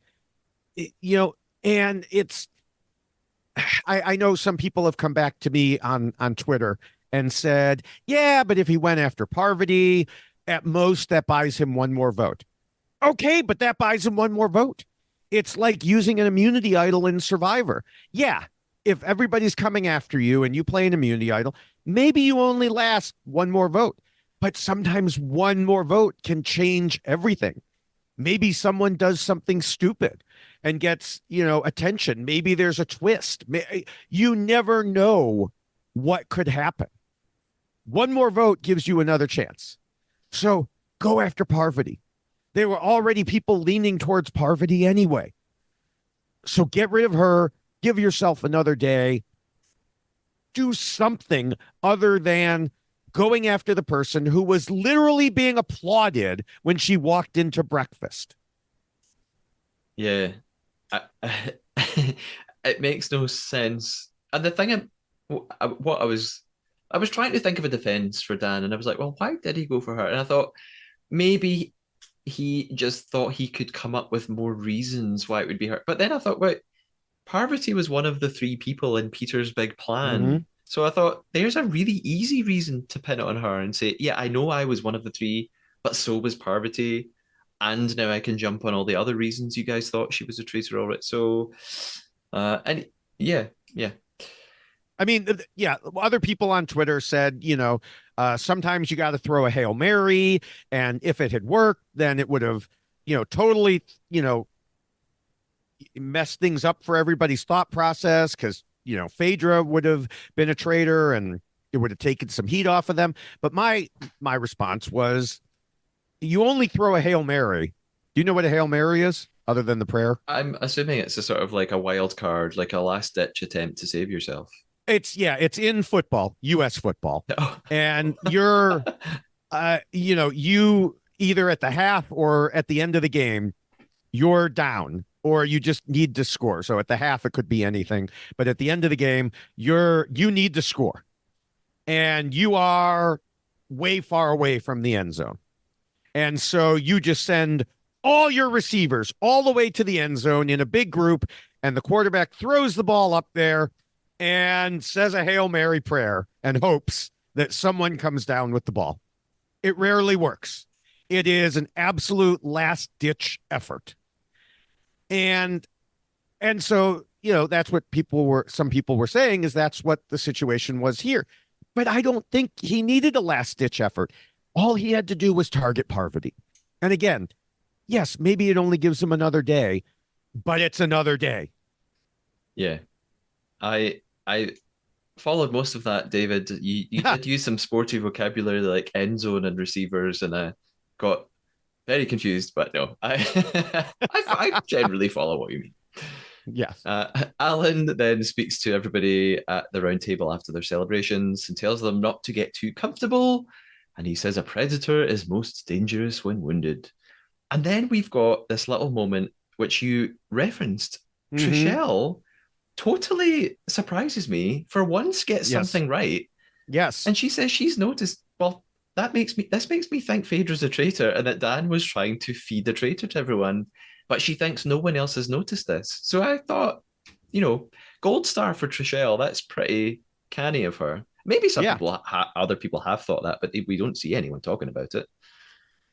So they sort of debrief around the house now. John congratulates Phaedra on being a great speaker. Peter has his crew in the library again, and Sandra at the bar with some of the women says, "Hey, should we go and see what the five most faithful of the faithful are doing?" So they sort of crash the party, enter the Yeah. library. Now, I do want to say also, it wasn't just that they were there. It's everybody was together and Peter picks up his group and moves into this other room. It is so obvious. It's not natural at all. It's like, you, come here. Yeah, and so Parvati tries to sort of like she observes that that's what's happening, so Right. she's trying to use that against him. She calls him a bloodhound. She says, "Hey, you're kind of controlling the game here." Mm-hmm. She implies that it's very suspicious they're having secret meetings. And obviously she knows he's a faithful and she knows she's a traitor, but she's got to use whatever she can to put heat on someone else. It's pretty much then time for Traitor's Tower. Phaedra is pissed and she says, "If I wasn't a Christian woman, I would rip his heart out." Which I just can't stop laughing. They discuss Peter. They talk about how he's a ringleader. And this is what I sort of alluded to this earlier. For me, maybe I've got a different impression of Peter. Peter has sort of emerged from nowhere. Like the first 3 or 4 episodes, I really just saw him as a background, quiet Mm-hmm. guy. I didn't even know if he would last long. I thought he would be one of those players who comes and goes and doesn't make a big impact. But this episode and maybe the last one, I guess, he's suddenly emerged as this like top dog in the house. Yeah. I mean, obviously something happened that we didn't see until the mission where he came up with this idea. Yeah, But he must have had, some pull, some sway with people before then in order to get to that point, and we just didn't see it. Then it's the way of any edited reality show. You focus on the people who are important at that moment, and then suddenly other people become important. yeah, yeah. It reminds me, I just watched a show on Netflix, NASCAR Full Speed. I don't remember the full title of it, but It's basically Netflix's attempt to do what the Formula One uh, TV shows have done. And so they begin this at the show. It's only 5 episodes. They begin it at the beginning of the NASCAR playoffs. And so they're focusing on people who, look like they're going to do well. And then midway through the series, they interview this other guy and they're like, when we began this filming, we focused on the people we thought would do well. And he looks at them and goes, and you clearly didn't think that I was going to be one of them. And they're like, yeah, you're right.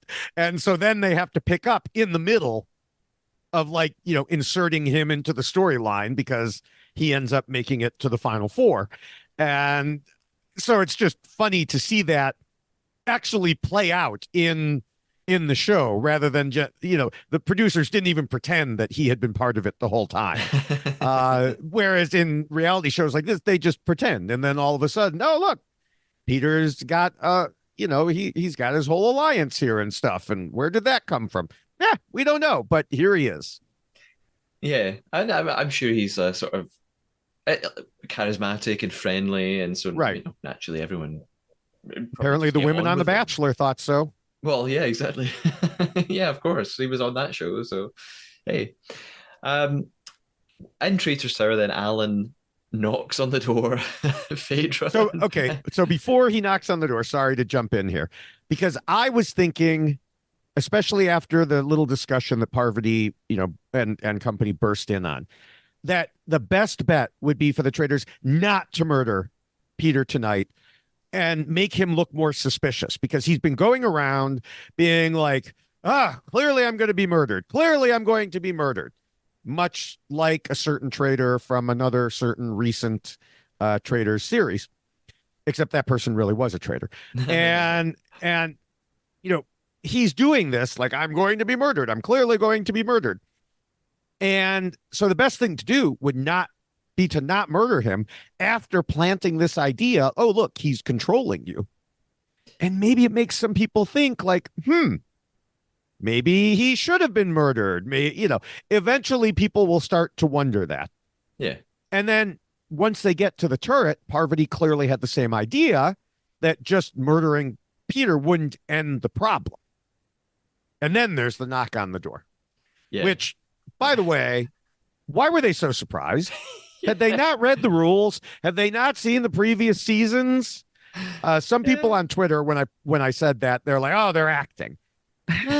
They're I mean, not. we They know, jumped out of their skin. yeah, yeah. I mean, we know that Phaedra would never act, first of all, but beyond that, they seemed so shocked that they had the option of whether to recruit or murder. Yeah, I mean, I also mean they just literally jumped at the noise Yes, of the yeah, door. But yes, Alan appears and offers them this option of recruitment. And yeah, Phaedra made it look like she'd never watched the show because she's like, "Oh, is it either or? Can we yeah. do one or the other?" And of course, Alan explains how it all works. Mm-hmm. They can choose to offer recruitment to someone. That person doesn't have to take it, but if they're going to offer that, they can't murder tonight. So off he goes. Parvati, or maybe he stays, I can't remember, and lurks in the background. I think he leaves. Parvati thinks they need to recruit someone to shake things up. And I couldn't quite follow her thinking. I thought maybe she just wanted to, recruit a scapegoat that then they would turn things Mm-hmm. on. But then she goes on to suggest that Peter would be a good recruit because she wants him on side because he suspects her Right. and he's playing well, and so she'd rather have him as an ally than an enemy. Phaedra seems unconvinced by this. She says, Mm-hmm. "Well, I think everyone else will still be looking at you with or without Peter's help." But I also thought at this point, well, why does Phaedra care? Like, Right. just let Parvati dig her own grave. Yes. Just protect yourself, Phaedra. Um, and Parvati thinks it will be fun to turn Peter against his own crew. And Phaedra uses another brilliantly formulated phrase, a little analogy. She says, "I'm walking into the hospital, you in the ICU, baby." Yeah. Yes. She is. Yeah, She's this season's Kate, and Kate is here. So she's outdoing her with comedic lines. yes, and she's playing, unlike Kate. So Yeah, that, yeah, elevates her tremendously in my eyes. I mean, there's so much here. One, no way did I think they should recruit. They should have taken out someone other than Peter and let suspicions fall on him. And I mean, I think that's Parvati's only way out. Take out someone else, push the idea that Peter is trying to control them, and and go from there. Now, recruiting Peter, on top of recruiting anyone, recruiting Peter is the absolute worst idea. They already know he has an alliance of people who trust him. So he will now know for certain who the other two traitors are and can come after them with 5 votes right off the bat. yeah, I mean, Parvati recognized it was a risk that he might turn on her, but she still kept pushing for it. Phaedra was right in her skepticism of the idea. Just entirely 100% correct. And so, yeah, it's just terrible. It's I'm almost speechless with how bad an idea it is.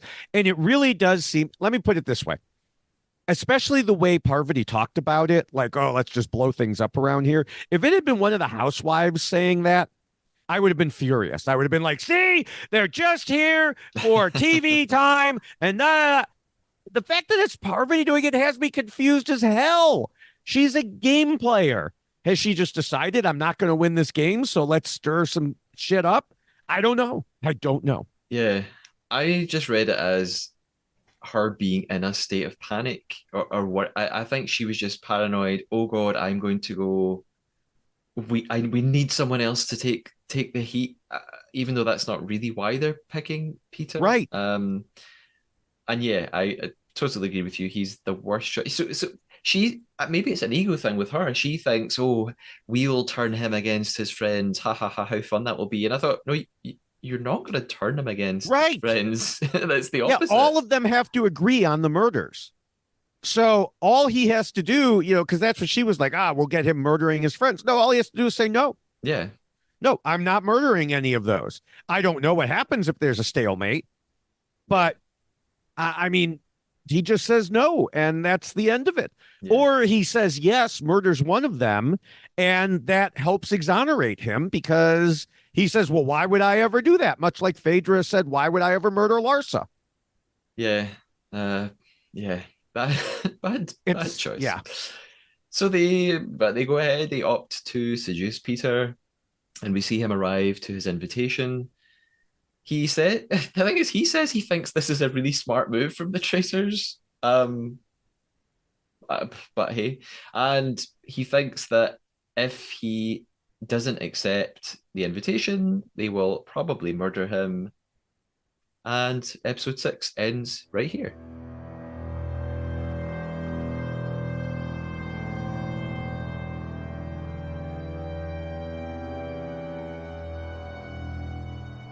I think the answer to my next question is obvious. David, will he accept? why, yes, he will, because it's not a cliffhanger. Yeah, it's yeah, he's and this is not a spoiler. I won't be specific. Mm-hmm. In the English speaking versions, I've seen one person refuse the invitation for recruitment, and it didn't end well for them.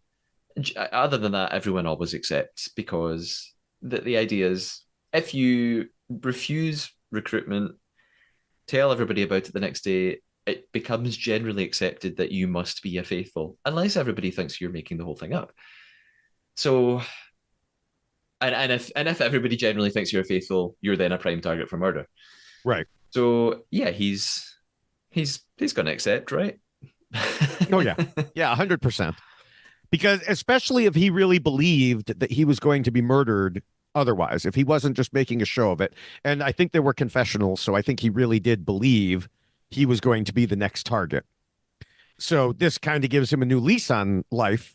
And I mean, it really is handing him the keys to the game, I think, which Yeah. I'll get into more, I think, later in my. I think I may have thoughts about that. Maybe I don't. But Yeah, I think it's, you know, literally handing him the keys to the castle at this point. Yeah. Which, by the way, for me is great because way back in episode one,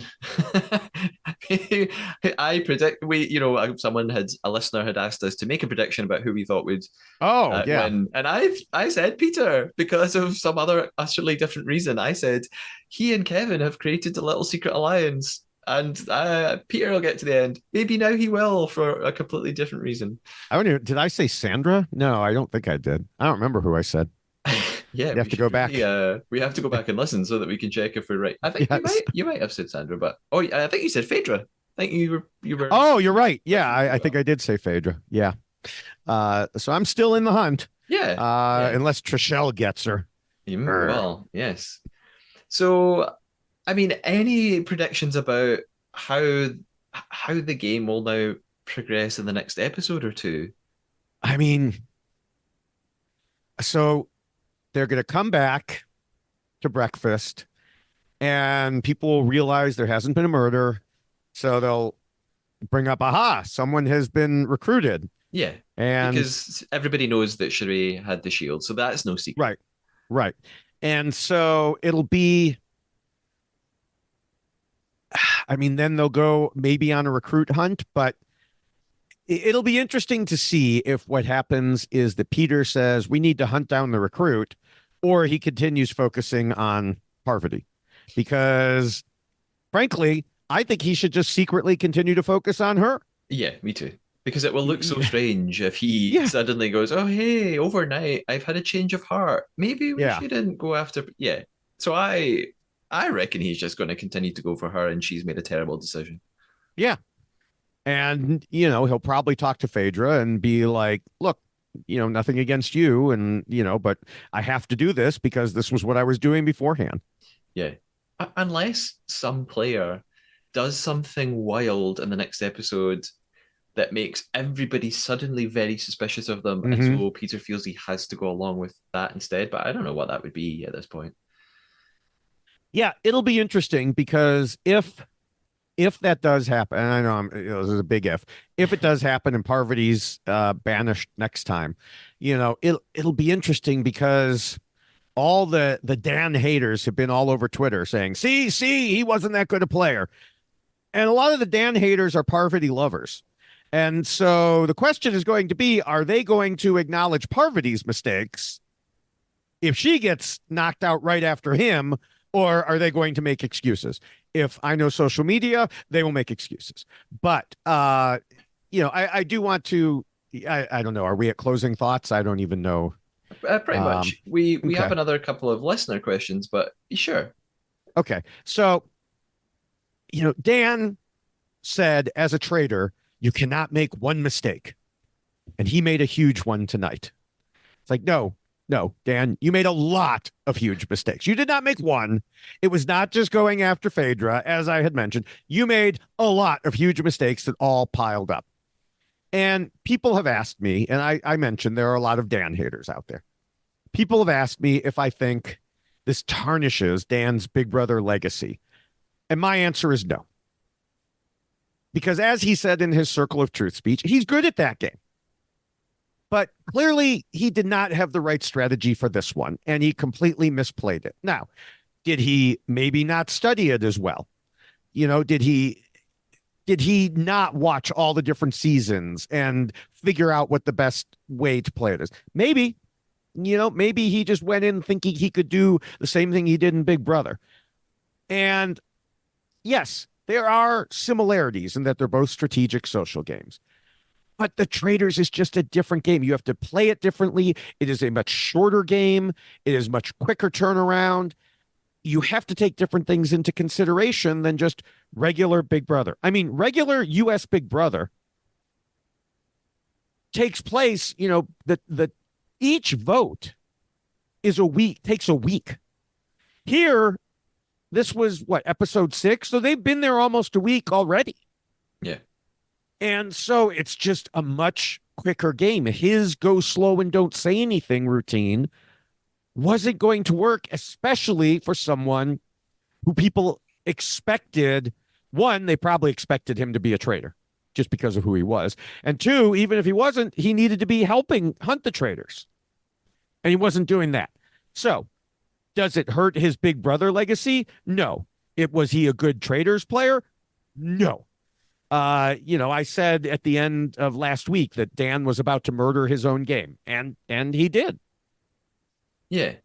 Uh, I I agree with that. I can only assume he didn't really have enough knowledge about how this game worked, Mm-hmm. and and again, I just think ego is a big part of it. I think I felt because he has obviously done so well in Big Brother, just kind of assumed everybody liked him and would believe what he said. So I think his ego I was Yeah, just I part of think his there was some downfall. of that. There was some underestimating people. Yeah, And yeah, and some people have pointed that out too and said, "Oh, see, he could do well against the crappy players on a Big Brother season, but he can't do it." And it's like, I mean, this is a whole returnee season of different types of people. And yeah, he didn't know the background of a number of these people. So it was just, yeah, he completely misplayed it. He will never, be on the list of best Big Brother traders ever. Matter of fact, he's closer to the list of worst Big Brother trade or worst traders ever. yeah, But he's still in probably the top two of the best Big Brother players ever. It's always a debate between him and Dr. Will. But yeah, they're different games. So I, what can I say? yeah, Um, Another thing that I wanted to mention, you and I have had discussions in the past about whether we preferred having the shield be secret or obvious. And even though Dan obviously made a terrible move, I still like the fact that having it stay secret last week enabled Peter to set the trap that Dan fell into. So it was a game mechanic that allowed players to either try to make smart moves or accidentally make dumb moves. yeah. And that's the type of game mechanic I want to see. Yeah, I don't mind it as a one-off that the players figure out in one particular scenario. I just got annoyed when every single week it happened and there was no surprise in it. Mm-hmm. So I don't mind it in this case. I know I used to talk about it an awful lot and get angry, but uh, But you've mellowed. I mean, yeah, I do think a lot of things had to happen to make it work. Like the six players involved all had to not be traitors, for it to happen. Um, so I wouldn't mind other situations like this. And, let people make assumptions, let people try to play around it. It is different because there were people who knew. It is different from the one you're talking about, where yeah, it's like, where well, no someone one, on this yeah, yeah, entire yeah, team has it, but everybody knows not to say anything because it protects all of them. yeah, yeah, that is a So nuance. I wouldn't mind more of this, where some people know, some people don't, and it's a game, literally a game to try to figure it out or hide it. Yeah, I would agree with that. My final two questions for you, David, and for myself, are not from me. They're from a listener. So someone on YouTube has asked us a couple of things. They're not necessarily relevant to this episode specifically, or even Traitors US specifically. Mm-hmm. They're quite broad questions that will eventually possibly apply to this season. So this is a user called UD Keys or UDKIs. I don't know how you pronounce it. That's their username. They ask, firstly, how do you feel about traitors outing other traitors? It's against the traitor's oath, and therefore I feel it's cheating. So this is sort of a reference to some things that have happened in various versions of the show Mm-hmm. where a traitor, particularly on the way out when they've just been banished or are about to be banished, give other players a very big hint about who their fellow traitors might be. And we have talked about this in the podcast before, but Right. there's new listeners and we've not talked about it for a while. So maybe just Mm-hmm. a little refresher. How do you feel about scenarios where traitors very obviously hint at who their other traitors are? I mean, it doesn't go against the rules because the rules say you cannot Say, reveal that they are a traitor. yeah, And just giving a hint is not revealing. It's like when Dan gave these reasons that Phaedra was a traitor, he didn't say, I know she's a traitor because I'm a traitor and we're together in Traitor's Turret. Uh, he, gave reasons. And lots of times that will happen.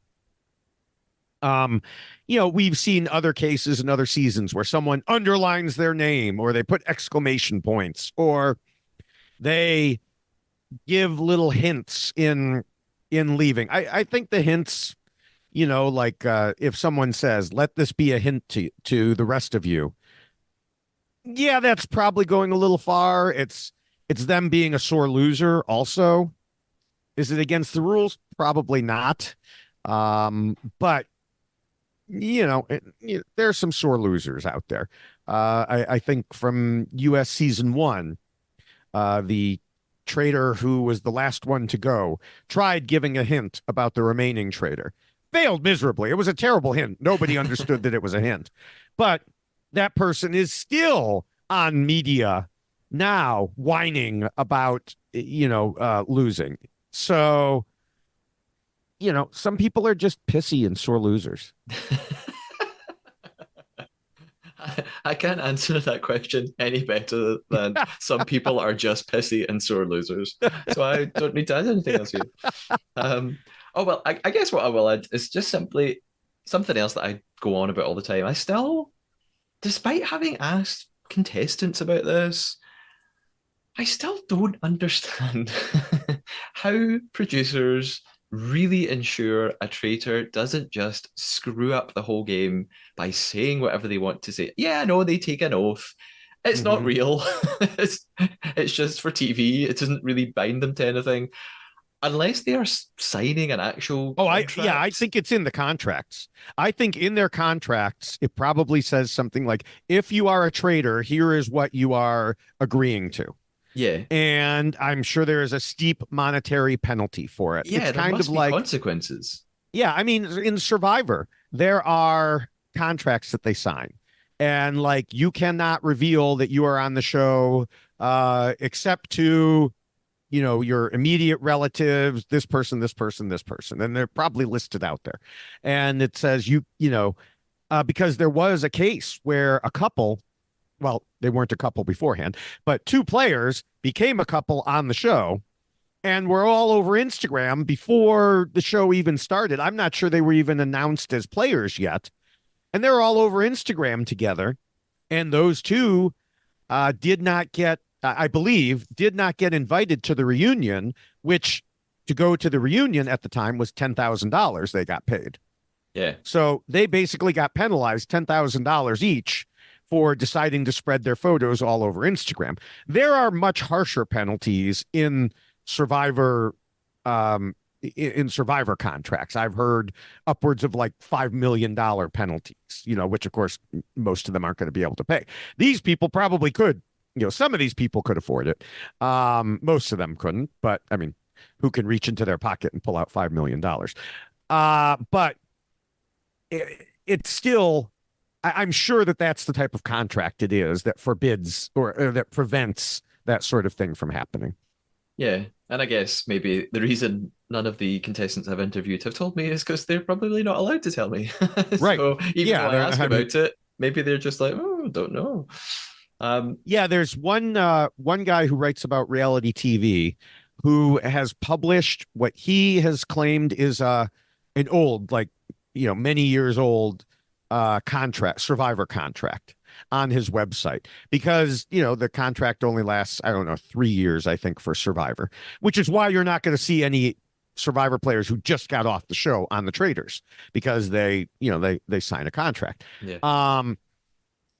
As opposed to like Johnny Bananas, who literally went from House of Villains directly to this show. And I guess there wasn't much of a contract restricting him on, which makes sense because he still makes his money by being on the challenge over and over and over again. So there's no way he would have come on House of Villains if it said, you're ours for a year. He would have been like, no, I'm not. But I I have never gone to look at this contract, so I can't say for sure what it has in it. But yeah, even the revelation of the contract is forbidden by the contract until it's over. Yeah. Our second question, I am already going to admit that we don't know the answer to, but I'll ask it anyway and we can speculate. The question is, what would happen in the end game if there are four players left and there is a split vote of 2-all? So, in case anyone hasn't seen any other versions of the Traitors and this is the first time you've seen it, and you're thinking, what do you mean? What is the end game? I mean, what it sounds like that the final episode, rather than a sort of banishment room, the players generally stand around a fire pit, and they have the option of whether they want to end the game or not. If at least one of them doesn't want to end the game, they continue to vote like a Mhm. banishment.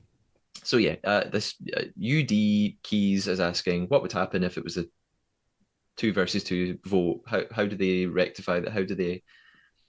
I, I don't know. That's never. It Yeah. hasn't happened in any version I've seen. I am sure this has happened in an international version, and this is a plea. Like anyone listening, people often send me messages from other countries Mhm. saying, "Oh, hey, it did happen here in the Netherlands, or it happened in Denmark, Norway." So feel free to tell me how this has happened, how this has played out in other versions. I don't know what they do in the case of a split vote. Yeah, I mean, we don't know because it hasn't happened. There was the risk of a split vote, not at four, but earlier in the game in UK. Yeah, And Claudia made a statement like, if it's tied again on the second vote, then the person will be chosen randomly. yeah, But what she didn't specify, so there were people assuming different things here. I immediately presumed it was like on Survivor, where if you tie twice, then you go, it's called going to rocks. Everybody picks a rock. We've talked about this before. And well, everybody except for the people who tied pick a rock. okay, So it's the ones who do the voting have to pay the penalty if they can't arrive at a decision. okay, I see. And so that's what I thought would happen. The people who were voted for would be safe and everyone else would be at risk, which is encouragement to not have this happen, Yeah, obviously. Because if it's only one of the people who were tied, then you could be like, I don't care if we tie it. It's them, not me. What do I care? Um, and so that's why I think it would be random, one of the people who wasn't tied. But a lot of people heard her say it and thought that she meant one of the people who was tied.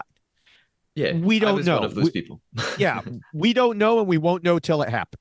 Yeah, And even at Final Four in Survivor, you don't do it the other way because you run out of options. Because at Survivor, you're at Final Four, one person has won an immunity challenge, so they're immune. And so they turned it into fire making. You know, I don't think anybody's going to make a fire at the fire pit. So I don't know, you know, what would happen in that situation. yeah, yeah. My natural assumption when this arose at some point in UK was when the host says it will be decided by chance, that Mm-hmm. it would just be between the people in the tiebreak. Only because I thought if it was your sort of survivor version, I Right. felt like the host would have explained that for the audience. But then But again, it never because, happened. So did well, she need to? yeah, I guess. We'll never know. Well, we Right. may know, but Well, we might know someday, but we certainly don't know now. we don't know So for now. yes. Any Uh, former traders, traders players who are listening to this, if it's in your rule book, let us know. yeah. Please. This is a plea. Let us know. I mean, it may also play out.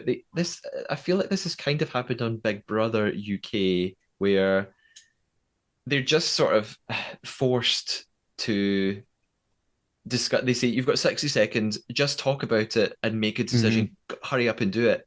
And for every 60 seconds you don't make a decision, we'll take 10 grand off the prize fund or something like that. Oh, Um, so maybe something like that might happen. I'm not sure. yeah. So we are almost at the end. So Before there's also, though, the oh Traders Postmortem show. oh of course yes, which I still have not accessed. So I'm relying on you to be very Yes. honest, David. I Tell a lie always, about it. I solemnly swear that I am being very honest with you.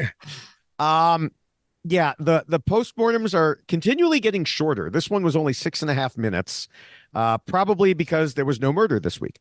Yeah, So there's really only one person to talk to. yeah, Dan admitted he couldn't hide the disappointment on his face at breakfast and knew Peter had masterminded it. Parvati realized they'd walked into his trap, which, to be fair, Parvati realized that before the trap was even sprung. So, um, Dan said there was a lot that went wrong for him in a short period of time. So he's basically agreeing with what I said earlier. But I wasn't happy with the way he said it because he said a lot went wrong for him. It's like when a government or a company says mistakes were made. Like a lot went wrong for. No, things didn't just go wrong for you, Dan. You made them go wrong. You made the wrong decisions. There is only one person to blame here. But beyond that, Dan noted that when he played Big Brother and got into trouble, he would make a big bomb speech and then walk out of the room. But in the roundtable, he had to stay there and have people respond to him immediately. And, as I said earlier, I don't necessarily think the responding part was the problem. The problem was his choice of who he targeted. But he's right. You can't just say these things and walk out when people are then like, except that doesn't make sense, and that doesn't make sense, and that doesn't make sense. Because, like, even in Dan's funeral, not to get into too deep into that, but you saw in the clip I sent you, he says he turns it on one other person and says, you know what you did. And, everybody else in the house is like, oh, what did they do? If this had been the round table, people would have been like, oh, okay, tell us what they did in detail right now, But yeah, he defended it here as, he said as crazy as it sounded. He offered up Phaedra because she was so unsuspected that it would catch her off guard. But he didn't expect to get her legal expertise thrown back at him. And yeah, again, that was part of it, but I don't think anyone was biting anyway. Because not only, when he said she was so unsuspected, I thought first he must have meant unsuspecting, which it turns out it's both. But she was unsuspected, which is why no one was going to suddenly all change their vote for her. Yeah.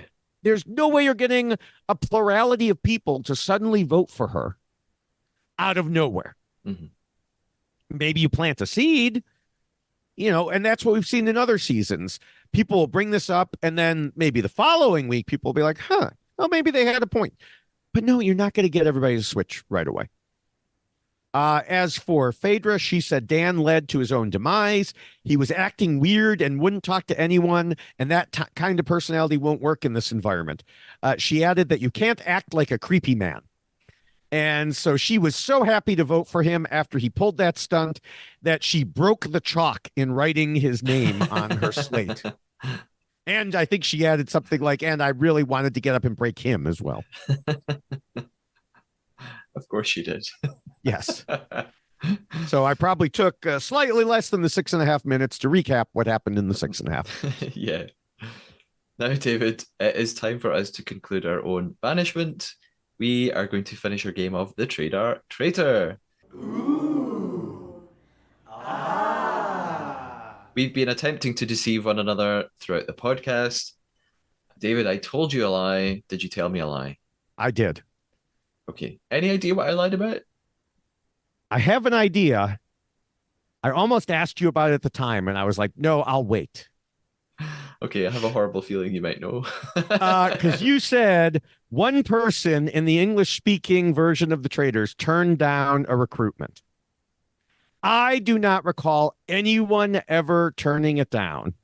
And as a matter of fact, I swear we've talked about this before, and it only happened in like a Norwegian version. And when I say Norwegian, I feel like everything happens in the Norwegian. So it's like it's like when you get to a certain age, everything happened about 5 years ago. And so I think that was your lie. I can reveal that was not my lie. That Damn is it. true. What did I forget? Who turned it down? I don't know what if I explain it, then people are going to say, "Oh, you're spoiling other season." Right. Skip 30 seconds if you don't want to hear. It was in UK Series 1. Alex, she was very pretty, blonde hair. She had Hmm. the secret boyfriend, Tom, pink Yeah, hair magician. She was asked to be. They tried to recruit her, and she turned it down. do not remember that Yeah, at all. yeah. And then she got Wow. murdered like 2 episodes later, or something. Wow. I absolutely do not remember that. She was also on the Traitors Uncloaked a couple episodes Oh ago, I yeah, yeah, believe. that's right. Which I didn't remember who she was until they said something about, her and her boyfriend being there, and then yeah, I won't say anything more because then it plays into potential spoilers. Wow, I I absolutely did not remember that at all. I was like, why would he do something so obvious? Oh, because it okay. wasn't the lie. That helps me now. From here on in, I need to rely on your bad memory. Yes, yes, But it's generally, you've got a very good memory about these things. I know just some things. Yeah, it happens with Survivor all the time. People are like, David's covered Survivor since the beginning. He's talked about everything. He's written about everything. He must know all the details.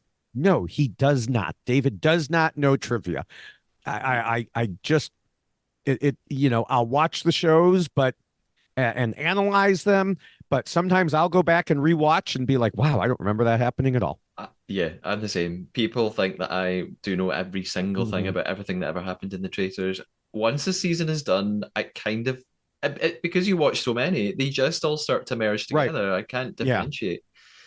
I'll tell you what my actual lie was. It's a very small one.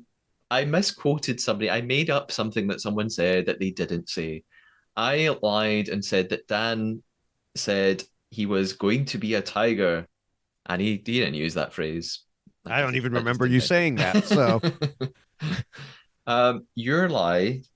I've yes. got I've got quite a few options actually, because Well, good. Go with the wrong one. Go I with the wrong mistrust one. everything you say. Yeah. Yeah. You you talked a lot about House of Villains, and you talked about a player who left, but I actually think that was so detailed it must be true. You said that Peter's a pilot, and I thought, I don't see the Bachelor over here. It could be, but then I think they pick those bachelors because usually they are quite, wealthy and probably have quite high paying jobs. So I thought, oh yeah, he could be a pilot. You said something about, oh, I haven't seen The Bachelor in years. And I thought maybe that's your lie. Maybe you've never seen it one single time and you pretended that you used to watch it. You named someone called Dr. Will on Big Brother. I don't know if there's a Dr. Will. That could be a complete fabrication. I will go for the Pete. I'll go for Peter. He's not really a pilot. They call him Pilot Pete. Oh, no. Oh, Pilot Pete, for goodness sake. Okay, I failed. So I threw so many of those things in there, and I hid my very simple, very small lie. I said 3 people brought up that they thought John would be murdered because he's so obviously a faithful. Uh, There were only 2. I just when you And said that, if we played according to my rules, I could not have done that, but we're playing according I to know your rules. I know I forgot to change the rules to not include numbers. Yeah. When you said that, I just thought, oh, okay, I missed that part. Sure, whatever. Yeah, Sandra was the first one, and then I don't remember who the second one was because I didn't write it down because I didn't originally intend to use that as my lie. But at the beginning, before we were preparing for podcasts, I was like, I have to check something on here. Yeah, I was trying to figure out where to insert my lie because I had nothing.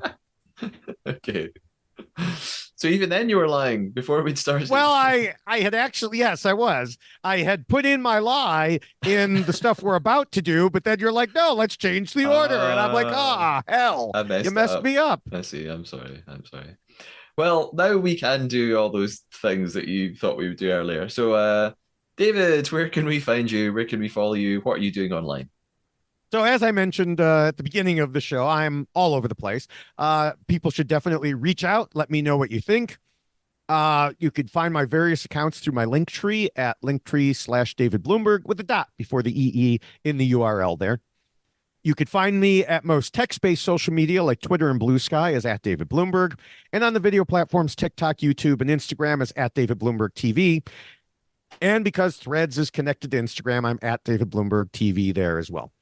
My lie was going to be that the discussion on about the Traitors has picked up on Threads, and I was even live threading the episode there. And maybe you'd have believed me, maybe not, but no, it hasn't. I mean, there's a few people on each of Threads and Blue Sky who respond to me, and I'm very happy to have the conversation, but we need to, pick it up and get more. But going back to the video sites, I've been recently posting at least 2 reality TV short videos on those sites per day. This past week, usually 3. Lately, I finished up videos from the Traitors UK, so I think I'm out of videos for that. Of course, though, I have Traitors US ongoing thoughts. I mentioned earlier I posted one just this morning as we were before we recorded. There's some Survivor flashback videos from older seasons that I rewatch. And I've been doing special Australian Survivor mini Why Blank Lost videos, plus, of course, other videos from that show. Excellent. And as for the Trader, as always, you can leave reviews or comments on whatever platform you're using. It'd be great if you followed and subscribed on whatever it is, Castbox, Apple Podcasts, iTunes, Spotify, YouTube. Again, we answered some questions from listeners today. It's always great to get questions. We'll definitely address them. And lots of people have sort of been asking questions on X, which we've been responding to, which is great. You can find the podcast on Instagram, TikTok, and YouTube at the Trader Podcast. And it would be fantastic if there was one more subscriber on YouTube, because right now I'm at 199. So let's make it to 200. I was hoping by the end of this episode, one more person would have subscribed, but I just checked. Not quite yet. What's nice is because here in the UK, Traitors Australia Season 2 is now available on BBC iPlayer. Lots of new viewers who've loved the recent UK hit season are sort of going back and watching old episodes. So lots of people going back to the podcast and discovering old videos on YouTube and old interviews that we've done, which is really cool.